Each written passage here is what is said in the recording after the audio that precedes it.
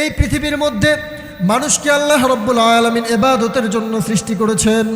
এছাড়া যত সৃষ্টি রয়েছে সমস্ত সৃষ্টিগুলোকে আল্লাহ রাব্বুল আলামিন সৃষ্টি করেছেন মানুষের ইবাদত গোলামি করার জন্য। বলেন সুবহানাল্লাহ।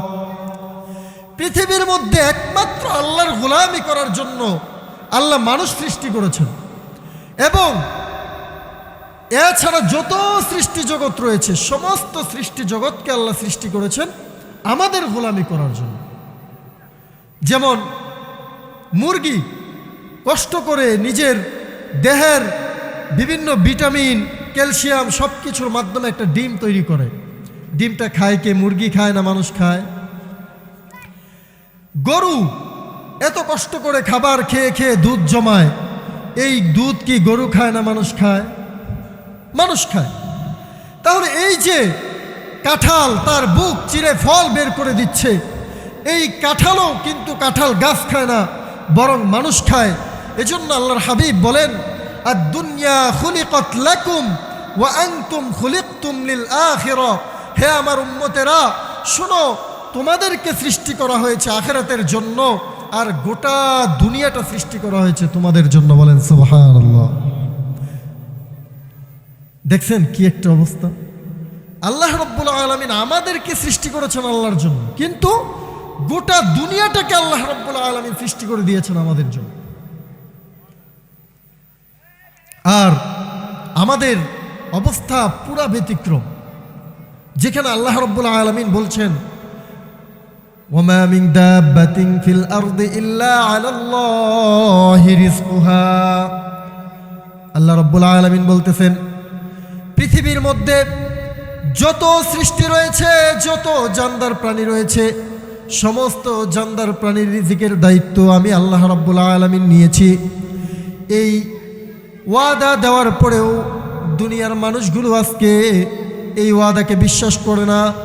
এই ওয়াদাকে মনে প্রাণে বিশ্বাস করতে না পারার কারণে আল্লাহ রাব্বুল আলামিনের গোলামি ছেড়ে দিয়ে, আল্লাহর ইবাদতকে ছেড়ে দিয়ে, আল্লাহ রাব্বুল আলামিন যেই মাকসাদে মানুষকে সৃষ্টি করেছেন আল্লাহর ইবাদত করার জন্য, এই নামাজ ছেড়ে দিয়ে, রোজা ছেড়ে দিয়ে, মানুষ ভালো নেক কাজগুলো ছেড়ে দিয়ে আল্লাহর নাফরমানির কাজগুলোতে তারা বেরিয়ে পড়ে, রিজিকের সন্ধানে বেরিয়ে পড়ে।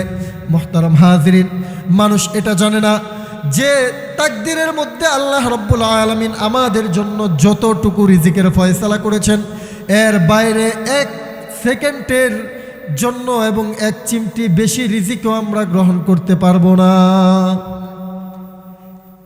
বিন্দু পরিমাণ রিজিকও আল্লাহ রাব্বুল আলামিন যা আমাদের জন্য দিয়েছেন, তার বাইরে বিন্দু পরিমাণ অতিরিক্ত রিজিক গ্রহণ করার কোনো সুযোগ আমাদের আছে? নাই। তারপরেও মানুষ এই রিজিকের পিছনে দৌড়াইতে থাকে আল্লাহকে ভুলে গিয়ে।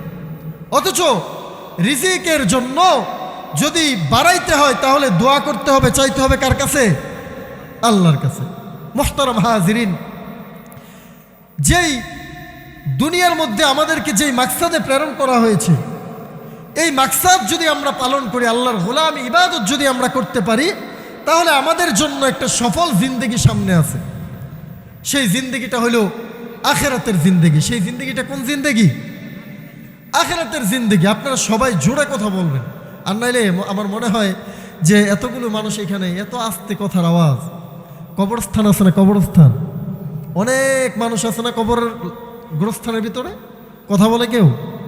সবাই মৃত। সবাই কি? আমরা কি এখানে সবাই মৃত? হ্যাঁ, আমরা সবাই জীবিত, এই জন্য জোরে কথা বলব। আল্লাহ রাব্বুল আলামিন বলতেছেন যে তোমাদেরকে ইবাদতের জন্য পাঠানো হয়েছে।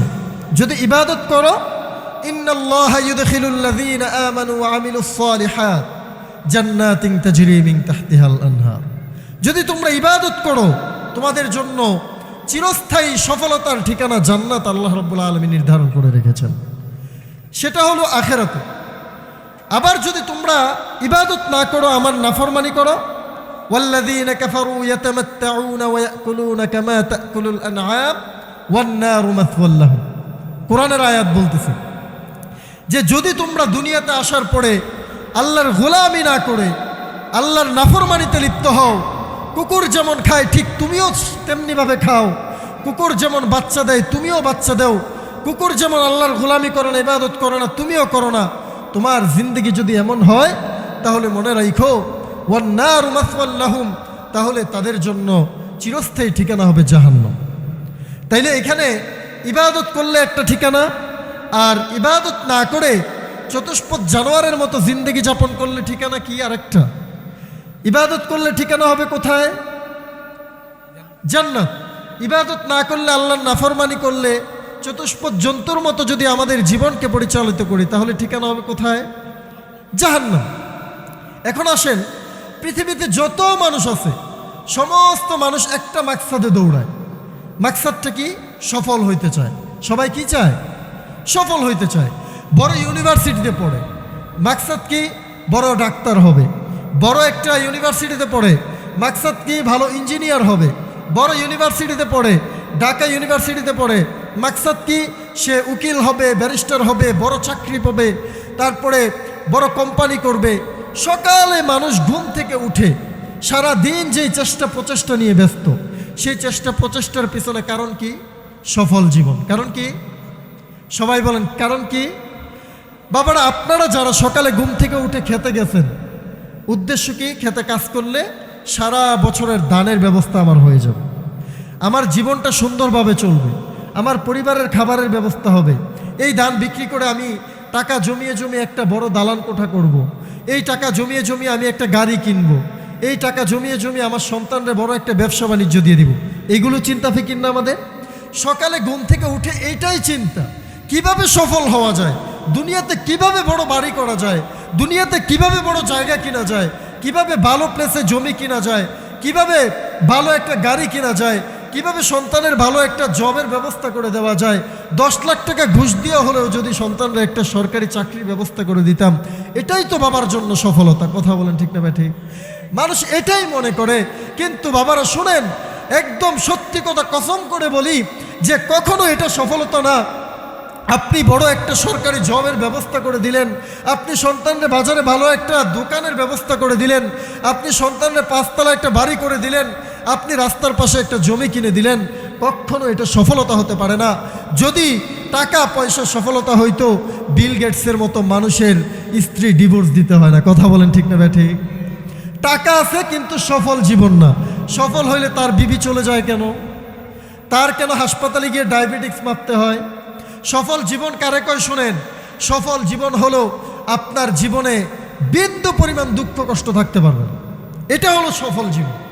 আপনার টাকা আছে, million million billion billion trillion dollar আপনার ব্যাংক অ্যাকাউন্টে আছে, কিন্তু আপনার সামনে 2টা মিষ্টি এনে দিলে খাওয়ার আগে চিন্তা করতে হয় ডায়াবেটিক্স না জানি বাইরে যায়। কথা বলেন ঠিক না ভাই? ঠিক। এটা কি সফল জীবন হলো? এটা কখনো সফল জীবন না। আল্লাহ রাব্বুল আলামিন কুরআনুল কারীমে বলতেছেন সফল জীবনের মাপকাঠি কি। আল্লাহ বলেন, ফামান যুহজিহা আনিন নারি ওয়া উদখিলাল জান্নাতা ফাকাদ ফাজ। বান্দা, তুমি যেটা সফল বলতেছো এটা কখনো সফল নয়।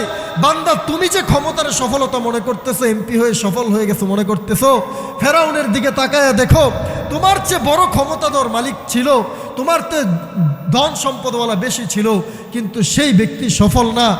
কেমনে বুঝি আমরা? মিশরের পিরামিডের দিকে তাকাইলে দেখি এই ক্ষমতাধর যে 400 বছর রাজত্ব করেছে, এই ফেরাউনও আজকে পিরামিডের ভিতরে লাঞ্ছনাকর মৃত্যুর মাধ্যমে সে সেখানে পচে গলে পড়ে আছে। কথা বলেন ঠিক না ভাই? ঠিক।